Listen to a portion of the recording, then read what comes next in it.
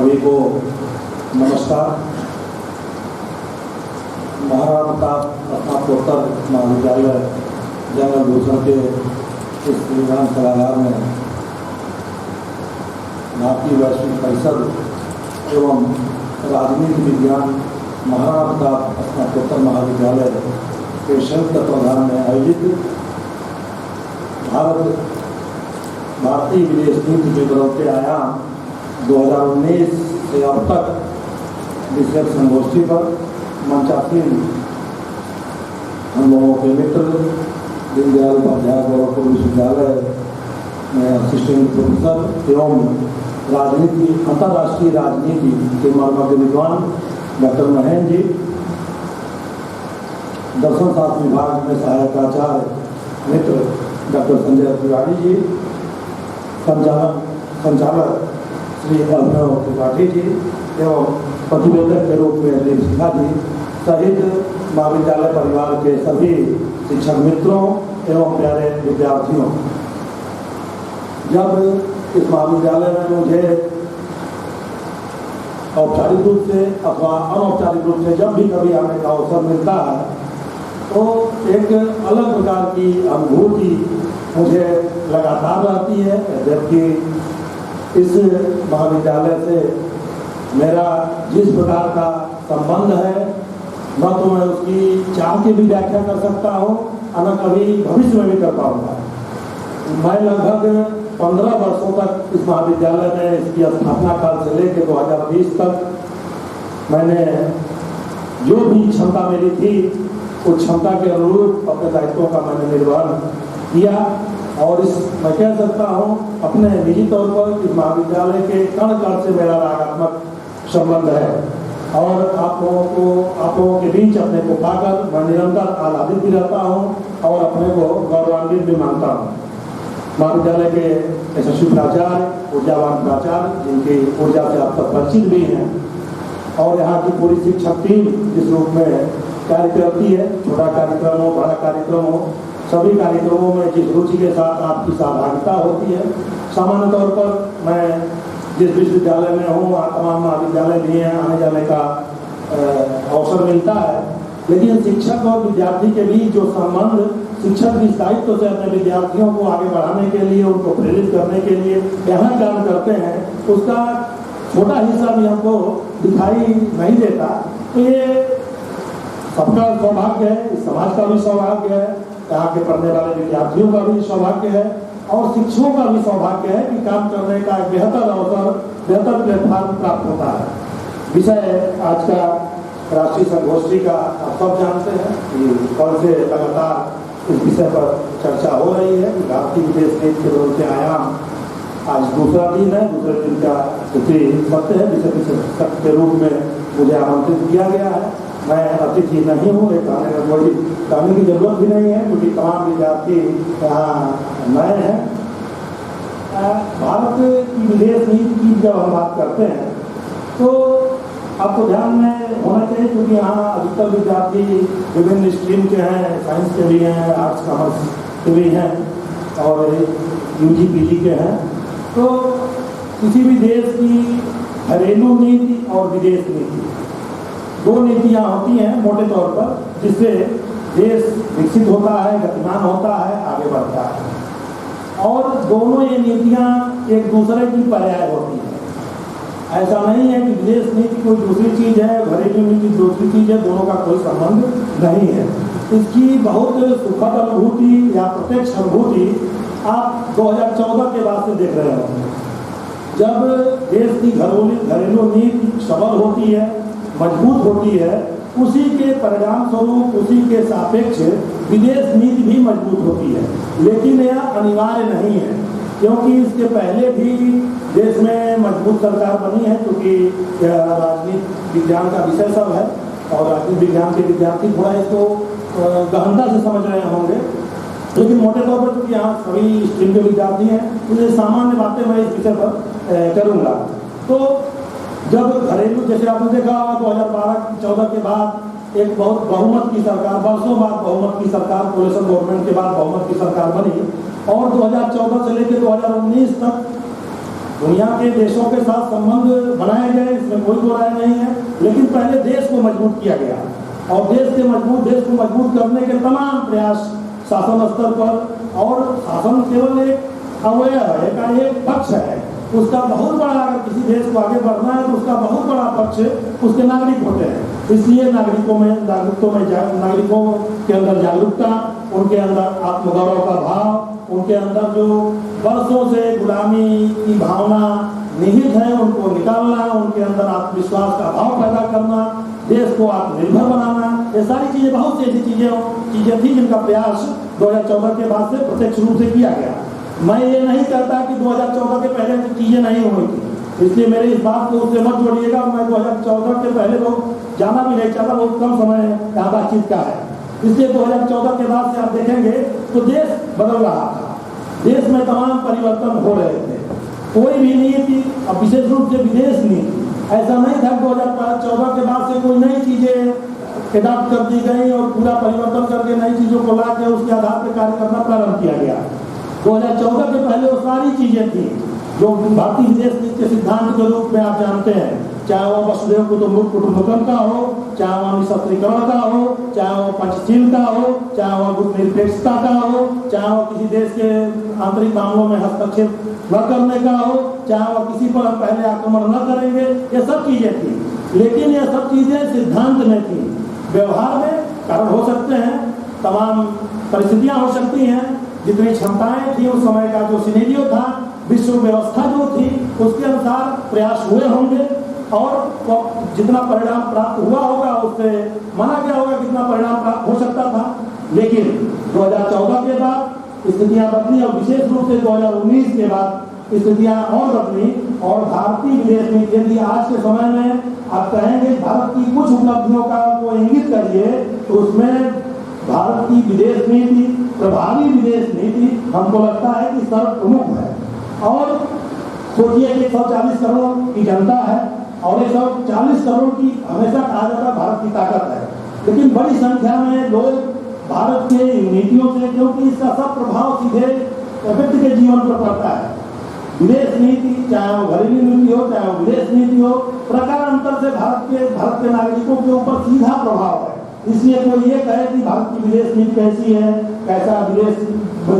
दूसरे देशों के साथ संबंधों के साथ कैसा कार्य हो रहा है, उससे हमको क्या लेना देना, क्या नासमझी है, सीधा प्रभाव उसके ऊपर पड़ना है। इसलिए सबको सचेत तो रहना चाहिए, और ये सचेत कितना हो पाते हैं ये सब हम जानते हैं, और सरकार के स्तर पर विभाग तमाम सामाजिक व्यवस्था के स्तर पर उसका प्रयास किया जाता है। अब सोचिए कि विदेश नीति का सीधा संबंध किसी भी देश की विदेश नीति का अपने राष्ट्रीय हित से होता है कि भारत का हित किसमें है, उसी के अनुसार हम नीतियों को बनाते हैं और संचालित करते हैं। भारत का हित किसमें हो सकता था, जिन बातों का हमने सिद्धांत के रूप में संक्षेप में उल्लेख किया, उनको बनाएंगे जिससे भारत का हित होगा। भारत का हित आपको मालूम है कि लगभग 294 के आसपास विश्व में देश है, इसलिए भारत को यदि विश्व में मजबूत होना है 193-94 जो भी देश हैं, इन देशों के साथ संबंध विकसित करने पड़ेंगे। और आप जब इतिहास पढ़ेंगे तो भारत 10, 12, 15, 20, 25 देशों तक ही अपने को सीमित रखा था। तो जब ये दृष्टि बदली कि हम विदेश नीति के लिए काम करेंगे, और आपको मालूम भी है कि 91 के बाद भारतवर्ष में आर्थिक उदारीकरण आया, और आर्थिक उदारीकरण जिसे LPG के रूप में हम कहते भी हैं, तो उसके बाद से चुनौतियां बढ़ी। जैसे कल चर्चा भी हो रही थी कि चाइना के साथ भारत की तस्वीर भी बहुत है, तमाम मुद्दों पे बहुत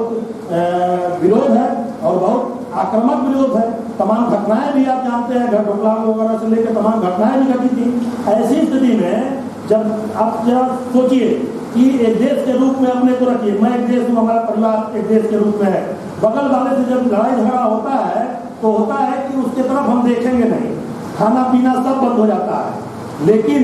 ये चल सकता है घर में, लेकिन देश के साथ ये नहीं चल सकता है। इसी को डिप्लोमेसी कहते हैं, कूटनीति कहते हैं। एक तरफ हमारा दुश्मन भी है, हमारा नुकसान भी करता है, हमारे तमाम सैनिक शहीद भी हुए, इसलिए उसका बदला लेने का एक स्वभाव भी हमारे मन में होता है। लेकिन LPG के युग में हम बिना व्यापार बढ़ाए, बिना विदेशी पूंजी बनाए या ग्लोबल लेवल पर अपने दृष्टि को बहुत, जैसे कहा था संत का मतलब कि वो इस राग द्वेष से ऊपर हो जाए, इस रूप में हम संत भी बने,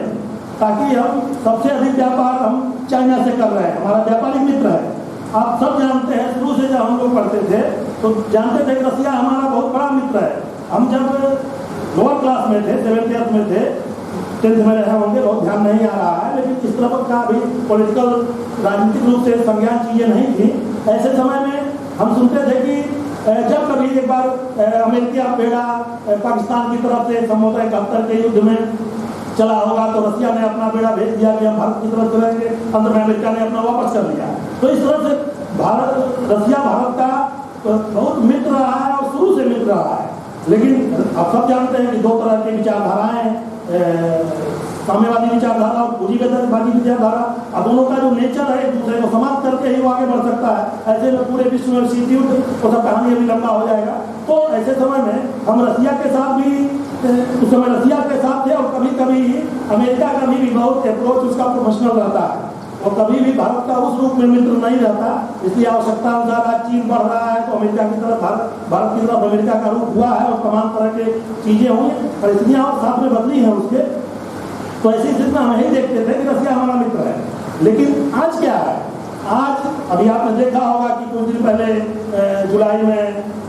भारत के प्रधानमंत्री रसिया गए,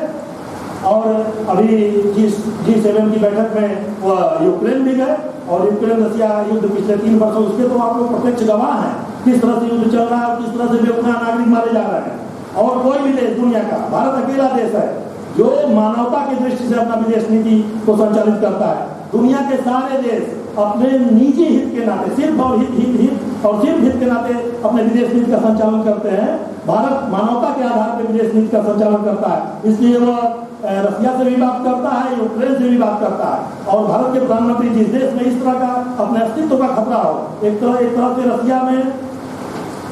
खत्म होगा, एक तरह से रसिया का अस्तित्व पर प्रश्न खड़ा है। यूक्रेन जैसे छोटे देश जिसको रसिया ने सोचा कि तुरंत अभी युद्ध होगा और समाप्त हो जाएगा यूक्रेन, वह 3 साल तक लगातार रसिया से लड़ रहा है और अब आक्रमण की स्थिति में है। और नाटो वगैरह जो पूरा अमेरिका का बैकअप है वो सब आप जान रहे होंगे, क्या पत्र पत्रिकाओं में पढ़ रहे होंगे। ऐसे समय में भारत के प्रधानमंत्री कहते हैं कि रसिया के प्रधानमंत्री राष्ट्रपति से, पुतिन से, यह युद्ध का युग नहीं है। और आज उसके बाद इन सब के बावजूद रसिया अभी स्टेटमेंट जारी करता है 2 दिन पहले कि भारत ब्राजील चाहे तो शांति के लिए वो हस्तक्षेप कर सकते हैं। तो भारत की स्थिति बदली है बहुत तेज, चाहे वह अंतरिक्ष, आपने देखा होगा कि चंद्रयान 3 का जिस तरह से लैंडिंग हुआ। एक समय जब हम, क्योंकि आप लोग को मोबाइल युग में पैदा हुए, सब चीज़ों को ठीक से समझना चाहिए, विद्यार्थियों को मैं कह रहा हूँ, आप समझ लीजिए। इस पर अंतर्राष्ट्रीय जो घटनाएं घट रही हैं, निश्चित रूप से रोज आधा घंटा का समय उस पर देना चाहिए। आप किसी भी विषय में पढ़ रहे हो, आप साइंस में पढ़ रहे हो, आपको अंतरिक्ष में जाना है, तो जब तक आप अंतर्राष्ट्रीय परिवेश को नहीं समझेंगे, जब राज्य की ताकत को नहीं समझेंगे, राज्य की विदेश नीति को नहीं समझेंगे, नहीं कर सकते। विज्ञान में कोई भी, आपने देखा होगा 1999 में जब अटल बिहारी वाजपेयी की गवर्नमेंट थी, उस समय परमाणु विस्फोट करके और दुनिया ने जिस तरह से भारत के ऊपर प्रतिबंध लगाया, और वो लोग ये समझते थे दुनिया सेंसेक्स के भरोसे चलती है, उनको ये ज्ञान नहीं था भारत कृषि प्रधान देश है, और ये सेंसेक्स व्यापार सब बंद करने के बावजूद भी भारत घुटने नहीं टेकेगा, और उस समय भारत ने घुटना नहीं टेका। अंत में सारे देशों ने अपना प्रतिबंध हटाया, और वो साहस का काम था। भारत का स्वरूप बदला आधुनिक समय में या 20वीं शताब्दी में, वहीं से 1999 से। और विश्व के जो 5 महाशक्तियां थी, अमेरिका, ब्रिटेन, फ्रांस और रसिया और चीन, आपने देखा होगा कि यही सारे 5 यूनाइटेड नेशन के सुरक्षा परिषद में अस्थायी सदस्य भी है, और उसके बाद से भारत का लगातार दबाव बढ़ा है। और ठीक है, भारत अभी भी सुरक्षा परिषद का अस्थायी सदस्य नहीं हो पाया, लेकिन उन 5 से किसी भी दृष्टि से कम नहीं है। आपने देखा होगा भारत गरीब देश भारत को माना जाता था, लेकिन जिस तरह से भारत ने अपनी अर्थव्यवस्था को मजबूत किया, और 7वीं अर्थव्यवस्था से 5वीं अर्थव्यवस्था पर, और 2029 तक तीसरी अर्थव्यवस्था की तरफ बढ़ने का प्रयास है। विकसित भारत 2047 का जो नारा दिया गया है, नारा नहीं है, ये एक प्रकार का संकल्प है। और इस पूरे सिनेरियो में भारत की विदेश नीति निश्चित रूप से इसके जो आयाम बदले हैं। आपने भी देखा होगा कि जिस तरह से भारत के बारे में, भारत का जो सनातन अप्रोच था उसके बारे में जो दुनिया में स्थिति थी, और 1893 में जब शिकागो में विश्व संसद का आयोजन हुआ था उसमें भारतवर्ष को आमंत्रित ही नहीं किया जा रहा था। ऐसे समय में स्वामी विवेकानंद जिस रूप में प्रयास करके वहां पहुंचे, और जब एक बार उन्होंने भारत की सनातन धर्म, भारत के हिंदुत्व को वहां पे उल्लिखित किया तो महीनों तक उनको घूम घूम के और इतना आमंत्रण मिला, और भारत के उस आध्यात्मिक दर्शन से इतने लोग प्रभावित हुए, उसके ताकत से इतने लोग प्रभावित हुए, मानव कल्याण का जो उसमें अप्रोच था, जो विश्व ग्लोबल वर्ल्ड की जो आज बात की जा रही है, वो ग्लोबल वर्ल्ड उस फिलॉसफी में उन लोगों ने समझा और दुनिया में भारत का वह स्वरूप बना। तो जिस रूप में आप देख रहे होंगे जो इंडियन डायस्पोरा है, भारतीय प्रवासियों का जो स्वरूप है, क्या इससे केवल ये प्रचार प्रसार के लिए नहीं है, केवल भारत अपने लिए नहीं कर रहा है, बल्कि उन देशों के ऊपर उनकी घरेलू नीति को भी प्रभावित कर रहा है। क्योंकि अगर 10 लाख लोग भारत के प्रधानमंत्री के उस सेमिनार में आ रहे हैं, उस प्रवासी भारतीयों की मीटिंग में आ रहे हैं, तो 10 लाख लोग वहाँ के मतदाता हैं। ऐसे में सरकारें हिली, सरकारों को लगा कि भारत के पास ताकत है। और दुनिया में ऐसा नहीं पहली बार भारत के लोग दुनिया में गए हुए हैं, दुनिया में चाहे मिडिल ईस्ट का देश हो, चाहे यूरोप का देश हो, बड़ी संख्या में भारत के लोग वहाँ पे हैं, लेकिन उनके साथ कनेक्शन नहीं हो पा रहा था भारत का। तो भारत की विदेश नीति का ये अप्रोच, जब आप उस अप्रोच से काम करेंगे तो तमाम रास्ते दिखाई देते हैं। हमको लगता है वर्तमान में भारत की सरकार ने जो दृष्टि दी है, उस दृष्टि के माध्यम से जो रास्ते दिखाई दिए हैं और उन रास्तों पर जो चलने का प्रयास किया है, निश्चित रूप से भारत के लिए ये बहुत स्वर्णिम अप्रोच है और स्वर्णिम भविष्य है। और हमको गौरवान्वित होना चाहिए कि हम ऐसे भारत में रह रहे हैं जहाँ भारत का अस्तित्व, भारत की प्रतिष्ठा, भारत का गौरव दुनिया में निरंतर आगे बढ़ रहा है। हमको जितना प्रयास हो सकता है, हमको पढ़ाई लिखाई के माध्यम से, क्योंकि आपकी योग्यता तय करती है भारत की योग्यता, इसलिए हम जिस क्षेत्र में है, हम शिक्षक हैं तो शिक्षक के रूप में, हम विद्यार्थी हैं तो विद्यार्थी के रूप में, लेकिन इसके साथ अपनी ज्ञानेंद्रियों को हमको खोलने की जरूरत है, चीजों को अंदर करने की जरूरत है, अपने चिंतन शक्ति को बढ़ाने की जरूरत है। क्योंकि आप भारत के नागरिक हैं, भारत के युवा नागरिक हैं, आप देश की सरकारों का गठन करते हैं, और जिस तरह से वोट बैंक की राजनीति और तमाम चीजें भारत को कमजोर करने के लिए लगी हुई हैं, इसलिए ठीक है, कोई नहीं कहता कि आप यह करिए, लेकिन आप अपने चिंतन से कीजिए। चिंतन के लिए बुद्धि का होना, ज्ञान का होना, समझदारी का होना, चीजों के तमाम परसेप्शन को समझना ये आवश्यक होता है। और ये तभी अच्छा एक नागरिक के रूप में अपने दायित्व का निर्वहन कर सकते हैं। जीवन दृष्टि इन सारी चीजों के माध्यम से आप अपने को मजबूत करें, अपने को अधिक धन्य करें, धनवान करें, अर्थात अपने को अधिक ज्ञानवान करें, चीजों को समझने की शक्ति विकसित करें, और तब निर्णय लें। तो निश्चित रूप से भारत अच्छा दुनिया में अपना अच्छा परफॉर्मेंस कर रहा है और आगे भी अच्छा करेगा। बहुत बहुत धन्यवाद। और अंत में मैं शिव गुरु परमलीन महंत दिव्या जी महाराज और राष्ट्र संत महंत अवैध नाथ जी महाराज को सादर नमन करते हुए अपनी गाड़ी को विराम कर देता हूँ। धन्यवाद।